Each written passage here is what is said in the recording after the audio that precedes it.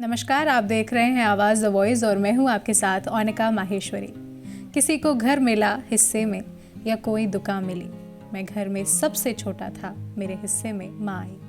मशहूर शायर मुनव्वर राणा भले ही अब इस दुनिया में नहीं रहे, पर साहित्य के क्षेत्र में उनके काम को हमेशा याद रखा जाएगा। मुनव्वर राणा के कुछ शेर ऐसे हैं जो बरस भर लबों पर आ जाते हैं। इस तरह मेरे गुनाहों को वो धो देती है, माँ बहुत गुस्से में होती है तो रो देती है। मेरी ख्वाहिश है कि मैं फिर से फरिश्ता हो जाऊं, माँ से इस तरह लिपट जाऊं कि बच्चा हो जाऊं। मुनव्वर राणा को 2012 में उर्दू साहित्य में सेवाओं के लिए शहीद शोध संस्थान की ओर से माटी रत्न सम्मान से सम्मानित किया गया था। मुनव्वर राणा की बेटी सुमैया राणा समाजवादी पार्टी की सदस्य हैं। ये कबूतर क्या उड़ा छप्पर अकेला हो गया, माँ की आंखें मूंदते ही घर अकेला हो गया। चलती फिरती हुई आंखों से अज़ा देखी है, मैंने जन्नत तो नहीं देखी पर माँ देखी है। दुबई के अंतर्राष्ट्रीय मुशायरे में मुनव्वर राणा को सुनने के लिए भारी मजमा जुटता था। उनकी माँ पर लिखी कविताएं बेहद मकबूल रहीं। कुछ लोग तो इसे मुँह जुबानी रटे हुए हैं। छू नहीं सकती मौत भी आसानी से इसको, ये बच्चा अभी माँ की दुआ ओढ़े हुए है। मुनव्वर राणा के निधन पर दुख व्यक्त करते हुए कवि संजय मिश्रा ने कहा कि उर्दू शायरी में उनका योगदान हमेशा गूंजता रहेगा। उन्होंने साहित्य के क्षेत्र में एक स्थायी विरासत छोड़ी है। मुनव्वर राणा भारतीय साहित्य की एक महान हस्ती थे।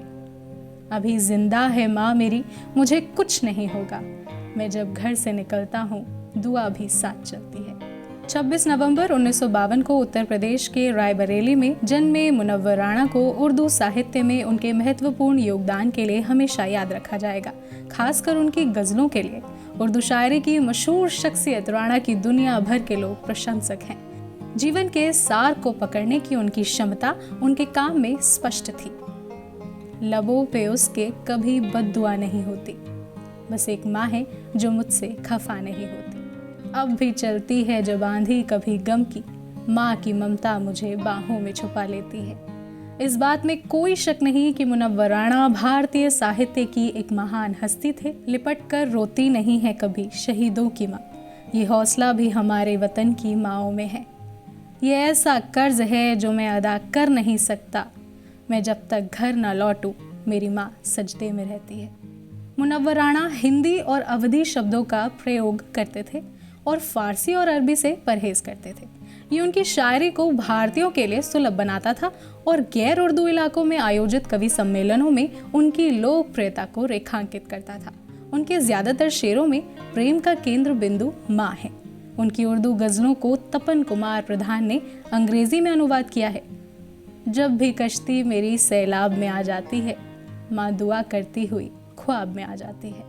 मुनव्वर राणा देश और विदेशों में आयोजित मुशायरों में शिरकत करते थे और अपनी बुलंद खनकती आवाज़ में महफिल में जान फूंक देते थे, लेकिन माँ को बयां करती उनकी पंक्तियाँ लोगों की आंखें नम कर देती थी।